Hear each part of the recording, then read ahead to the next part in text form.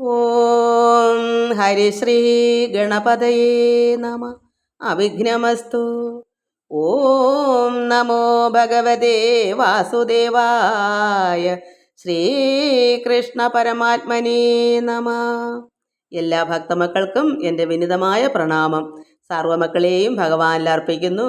ഓം ലോകാ സമസ്ത സുഖിനോ ഭവന്തു. നമുക്ക് നാരായണീയം കാളിയമർദ്ദനമാണ് ദശകം 55. നമ്മൾ കഴിഞ്ഞ ദശകത്തിൽ ഭഗവാൻ ഈ കുട്ടികളെല്ലാം ജീവിപ്പിച്ചു. എങ്ങനെയാ? നദിയിലെ വെള്ളം ദാഹിച്ച് വലഞ്ഞപ്പോൾ ചെന്ന് കുടിച്ചപ്പോൾ പശുക്കളും ഗോപന്മാരെല്ലാം അവിടെ ജീവസ് അറ്റ് വീണുപോയി. അത് ഭഗവാൻ കണ്ട് ഭഗവാന്റെ കടാക്ഷ വീക്ഷണം കൊണ്ട് അവരെല്ലാം എഴുന്നേൽപ്പിച്ചു. അപ്പോൾ അവർക്കൊരു വല്ലാത്തൊരു അനുഭൂതി, ഇതുവരെ ഉണ്ടാകാത്തൊരു അനുഭൂതി.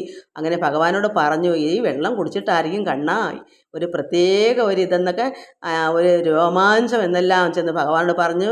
കെട്ടിപ്പിടിച്ചു. നമുക്ക് ഈ അതിൻ്റെ തുടർച്ചയായി കാളിയമർദ്ദനം നമുക്ക് വായിക്കാം. ദശകം 55 കാളിയമർദ്ദനം.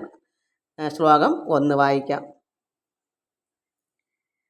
അഥവാരിണി ഘോരതരം ഭണിനം പ്രതിവാരയിതം കൃതധീർഭഗവൻ ദ്രുതം ആരിതീരഗനീപതരും വിഷമാരുത ശോഷിത പർണചയം.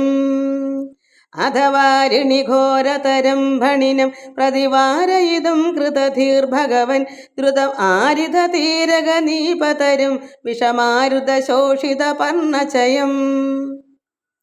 ഇവിടെ ഭട്ടത്തിരിപ്പാട് പറയുന്നു, ഭഗവാനേ നാരായണ ഗുരുവായൂരപ്പ, അനന്തരം ഈ കുട്ടികളെല്ലാം എഴുന്നേൽപ്പിച്ചല്ലോ.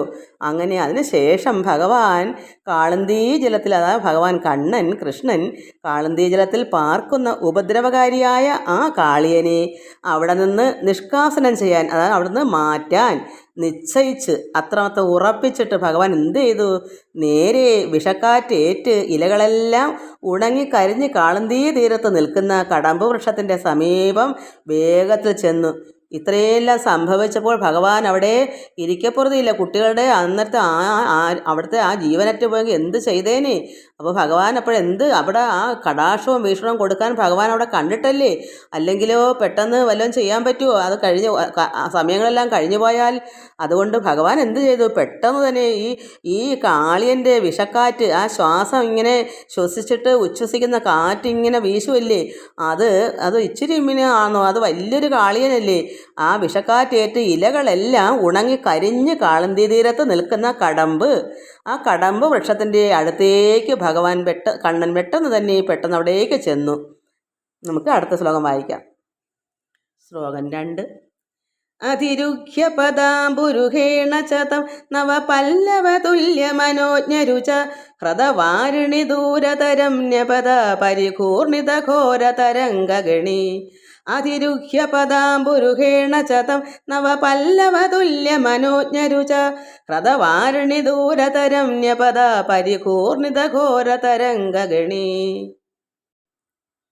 ഇവിടെ ഭഗവാൻ എന്ത് ചെയ്ത്? മെല്ലെ അവിടേക്ക് പെട്ടെന്ന് തന്നെ കടമ്പ് വൃക്ഷത്തിൻ്റെ അടുക്കിലേക്ക് ചെന്നിട്ട് മെല്ലെ ഇളം തളിരിന് തുല്യമായ മനോഹര കാന്തിയുള്ള പാതാരവിന്ദങ്ങളാൽ ഭഗവാന്റെ ആ കുഞ്ഞിളം കാല് ഇളം തളിര് പോലെ, കാരണം ഒരു വൃക്ഷത്തിലെ ആ തലപ്പിൽ വരുന്ന കുഞ്ഞ് തളിരില പോലെയല്ലേ കണ്ണൻ്റെ പാദങ്ങൾ, കുറ്റിയല്ലേ? അപ്പോൾ ആ കുഞ്ഞിൻ്റെ മെല്ലെ ഇളം തളിരാകുന്ന ആ മനോഹര കാന്തിയുള്ള പാതാരവിന്ദങ്ങളാൽ ആ കടമ്പ് മരത്തിൽ ചവിട്ടിക്കയറി.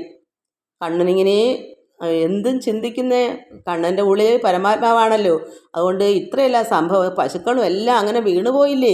അപ്പോൾ എന്ത് വന്നു? ഭഗവാൻ അവിടെ സഹിക്കത്തില്ല. ആ കുഞ്ഞുങ്ങളോടുള്ള ആ സ്നേഹവും വാത്സല്യമൊക്കെ ഭഗവാന് സഹിക്കാൻ പറ്റത്തില്ല. അങ്ങനെ ഭഗവാൻ എന്ത് ചെയ്തു? പെട്ടെന്ന് അവിടെയൊക്കെ ചെന്നിട്ട് ആ കുഞ്ഞ് കാലും കൊണ്ട് ഇളം തളിരാകുന്ന മനോഹരമായ പാതാരവിന്ദങ്ങളാൽ കടമ്പിൻ്റെ മുകളിലേക്ക് ചവിട്ടിക്കയറി. എന്നിട്ടോ ചുഴികളാലും വലിയ തിരമാലകളാലും ഇളകി മറിഞ്ഞുകൊണ്ടിരിക്കുന്ന കയത്തിലേക്ക്, അവിടെ വലിയ കയമുണ്ട്, അതിൻ്റെ മണ്ടയിൽ നിന്ന് ചാടിയാലേ അത്ര ദൂരത്തേക്ക് ചെല്ലാൻ പറ്റുള്ളൂ. അതുകൊണ്ട് ഭഗവാൻ എന്ത് ചെയ്തു? ഇതിൻ്റെ തലപ്പിൽ ആ വൃക്ഷത്തിൻ്റെ മുകളിൽ കയറിയിട്ട് കാളിന്തിയിലേക്ക് അതിലൊരു കയത്തിലേക്ക് ഒരു ചാട്ടങ്ങ് ചാടി, കുതിച്ചങ്ങ് ചാടി. കണ്ണൻ അമ്മയും അച്ഛനും ആരെങ്കിലും അവിടെ ഉണ്ടോ? ആരെങ്കിലും കുട്ടികളോ അല്ലോ? ഇത് എന്ത് ചെയ്യാനാന്ന് പറ. ഭഗവാന്റെ ആ ഒരു പരമാത്മാവായ നാരായണൻ്റെ അപ്പോഴത്തെ ആ ഒരു ഭഗവാൻ എന്താ അസാധ്യം? നമ്മൾ ഭഗവാനോട് പ്രാർത്ഥിക്കുക. നമുക്ക് എന്ത് വേണം, എന്ത് വേണമെങ്കിലും ഭഗവാനെ അത്രമാത്രം ഭഗവാന്റെ വാത്സല്യം നമുക്ക് പിടിക്കണം. അതിന് വേണ്ടുന്ന നമ്മൾ എന്താ പ്രവൃത്തി, നമ്മുടെ നല്ല പ്രവൃത്തികൾ അങ്ങോട്ട് വരുമ്പോൾ ഭഗവാന്റെ കാരുണ്യം നമ്മളിലേക്ക്, ആ വീക്ഷണം, ഭഗവാന്റെ ആ നോട്ടം നമ്മളിലേക്ക് വരും. അതാണ് ഭഗവാൻ ചെയ്യുന്ന ഒരേ ഒരു എന്താ പറയുക, അതിനെന്നും പറയാൻ പറ്റത്തില്ല, അത്രമാത്രം ആനന്ദ നിർവൃത്തി നമുക്കുണ്ടാകും. അതുപോലെ ഭഗവാൻ ആ കുട്ടികൾക്ക് വേണ്ടി ആ മണ്ടയിൽ അതിൻ്റെ വൃക്ഷത്തിൻ്റെ അതോ ഇലയെല്ലാം കരിഞ്ഞു പോയി അങ്ങനെയുള്ളൊരു വൃക്ഷത്തിൻ്റെ മണ്ടയിലാണ് കയറിയിട്ട് ഭഗവാൻ കയത്തിലേക്കൊരു ചാട്ടം അങ്ങ് ചാടി. നമുക്ക് അടുത്ത ശ്ലോകം വായിക്കാം. ശ്ലോകം 3. ഭുവനത്രയഭാരഭൃതോ ഭവതോ ഗുരുഭാരവികമ്പി വിജൃംഭിജല പരിമജ്ജയതി സ്മ ധനുശതകം അതടിനീ ഝടതി സ്ഫുടഘോഷവതി. ഭുവനത്രയഭാരഭൃതോ ഭവതോ ഗുരുഭാരവികമ്പി വിജൃംഭിജല പരിമിജ്ജയതി സ്മ ധനുശതകം തടിനീ ഝടതി സ്ഫുടഘോഷവതി. തെളിവില്ലായിരുന്നു, ചെല്ലാം.